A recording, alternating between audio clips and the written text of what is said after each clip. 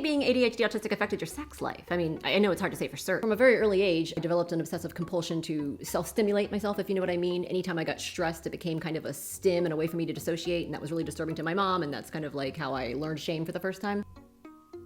Okay. Because it wasn't even sexual, like I didn't even know what the heck was going on. I was actually always hypersexual because I basically needed like this constant validation from the types of boys that had always made fun of me in high school to prove to myself that I had become the version of me that was like worth something. Sure. It was also the only way that intimacy wasn't scary to me. Wasn't scary? Yeah, because then I was in control. It was my choice. I was kind of charging through fear instead of backing away from it. I kind of created this alter ego of someone that was sexually open and was living in it. Just nobody knew that. Whoa. It actually kind of became a problem in my adulthood because I've always been prone to addiction ever since I started smoking cigarettes and drinking at 14. Problem how? It was nothing more than a sensory-seeking stim that actually became quite self-harming once substances and limerence were involved, but... Well, your partner must be happy at least. No, I'm very different now. Oh good, so you worked through all that. You're not hypersexual anymore, right? No.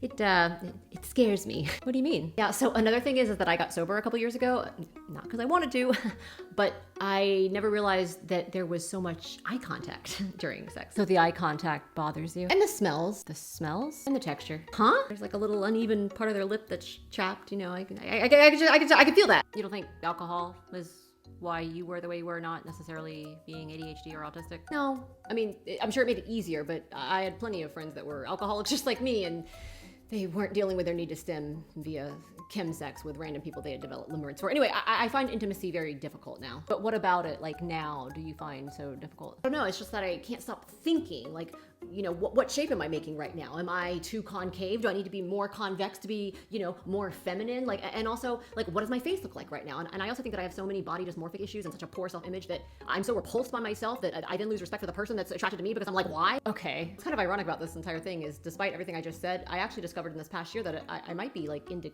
kink.